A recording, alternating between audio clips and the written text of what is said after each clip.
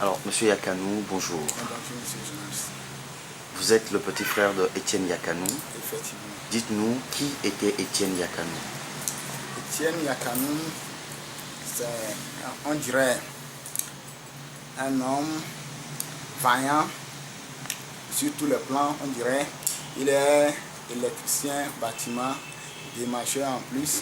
Et il est aussi, sur le plan politique, il est président de la sous-section Ave Maria. De quel parti? De l'ANC, conseiller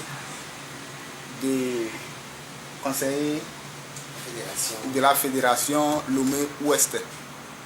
Donc, suite aux incendies que vous connaissez très bien du grand marché de Lomé et de Kara, qu'il a été arrêté le 23 janvier à 11h30 au moment où il était en train d'écouter avec ses camarades à côté de la station Total d'Avenu, ou plus précisément à son lieu de travail,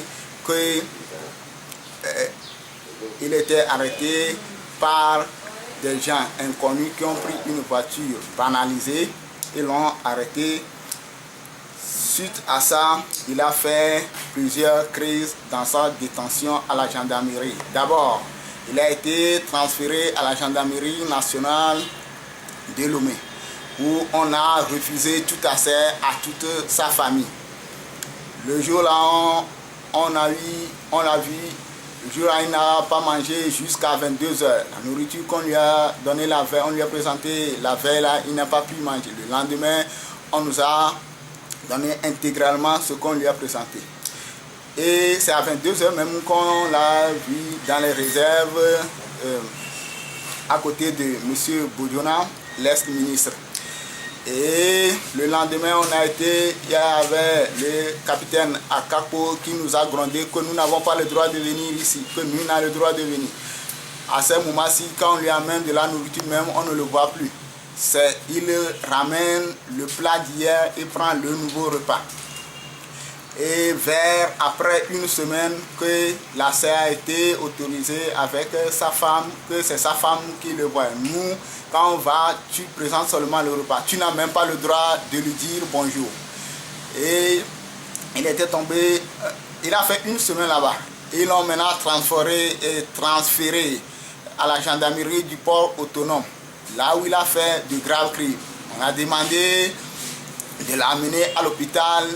Ces gendarmes ont refusé catégoriquement et ils s'ouvraient plus de 2 semaines après qu'ils disent que c'est eux-mêmes qui devaient l'amener à l'hôpital. Et ils l'ont amené, les soins étaient évalués à 9 337 francs, 335 francs. Et on en a payé. Après 2 semaines là-bas, on l'a encore ramené à la gendarmerie de la réserve. Et c'était le vendredi 9 mai, aujourd'hui, jour pour jour. Non, c'était le 10 plutôt, vendredi le 10, jour pour jour, à 8h, qu'on nous fait savoir qu'il était malade. Bien avant ça, il était malade là-bas. On a amené un médecin de le soigner. Ils disent que la gendarmerie n'est pas un lieu de soins. Donc, le médecin n'a aucun droit de le soigner. Le médecin est reparti. À plusieurs reprises qu'ils ont accepté finalement de le soigner, mais on l'a soigné partiellement. Ils ont refusé qu'on n'a pas droit, on n'a pas droit de lui infuser, de faire perfusion du sérum. Donc on l'a traité partiellement.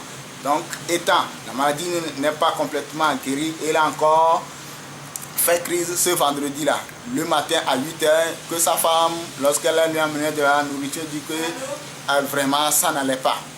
On a demandé à l'amener à l'hôpital, ils ont dit que c'est eux-mêmes qui vont l'amener. Le gars était souffrant de 8h jusqu'à 14h qu'ils l'ont évacué. Non seulement à l'hôpital, mais à l'infirmerie de la gendarmerie nationale. J'étais arrivé là-bas aux environs de 14h30 et il leur faisait le soin. On leur fait le sérum. Sa température était 39,5 degrés. Sa tension artérielle était 14. Et même les produits, les états de leurs produits étaient très délabrés. Ça n'allait pas toujours. À 18 h, il a fait une crise. On l'a interviewé. D'abord, bien avant ça, il gesticulait dans son lit d'hôpital. On l'a appelé, il disait qu'il faisait le faux malade. Quand il persiste, il devait le liquider contre contre son lit d'hospitalisation. Et ça a été passé comme ça, coup-ci, coup-ça. Jusqu'à 18 h, il a fait la crise. On les a encore appelés, ils sont venus. Ils disent qu'ils devaient d'abord demander l'avis du capitaine Akapo. Le jour-là, malheureusement, le réseau Tegocel était perturbé, très perturbé. Il appelait, il ne le joignait pas. Ils l'ont enfin joigné aux environs de 18 h 45 et il a donné l'accord de l'évacuer au CHU Tokwen. On allait tout juste après les rails le Togo, à côté du grand marché de comment appelle-t-on, le marché de Rankopé. Ce jour-là aussi, comme c'était à 18 h, la circulation était très dense, les heures de pointe. La sirène de l'ambulance était très mal, était en de mauvais état. Ce qui faisait que les voitures qui revenaient, ceux qui revenaient du service n'arrivent pas à nous céder de place. Et tout juste après les rails, il a rendu l'âme. Et nous étions arrivés au CHU Campus, au CHU Sylvanus Olympio. Le médecin qui devait le recueillir a constaté que le gars était mort avant qu'on l'a amené à l'hôpital. C'est comme ça que les choses s'étaient passées. Et malheureux, curieusement, cette nuit-là même, le procureur de la République a sorti un communiqué que le gars a fait quoi? Qu'est-ce qu'ils disent? Que c'est un arrêt cardio-respiratoire au moment où ils étaient en train de suivre des soins intenses au CHU Sylvanus. Alors que le gars était mort dans l'ambulance. Donc je dirais, bref, que c'est comme ça que demain, un an, jour pour jour, que ce gouvernement nous a tués, nous a éliminés de raisons fatales, sans cause, notre frère Étienne Yakanou, paix à son âme. Alors dites-nous au jour d'aujourd'hui, est-ce que vous avez eu suite de la part du gouvernement? Est-ce que le gouvernement a fait des démarches pour vous expliquer réellement ce qui a causé la mort d'Étienne Yakanou? On n'en a pas eu franchement. Même ils ne sont même pas venus nous présenter les condoléances. C'est ça même qui a énervé la population, a énervé la famille. Nous nous sommes rencontrés à plusieurs reprises que nous allons porter plainte dans les jours à venir. Nous avons déjà débuté les démarches. Dans les jours à venir, vous allez nous sentir. Alors dites-nous, au jour d'aujourd'hui, est-ce que la mort d'Étienne Yakanou, pourrait-on dire que c'est une mort vaine?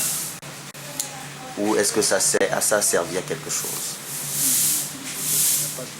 Non, c'est-à-dire, est-ce que la mort de Yakanou a apporté quelque chose pour le Togo? Je ne saurais répondre, sinon la mort de notre frère, jusqu'à ce moment, nous on ne comprend rien, absolument rien.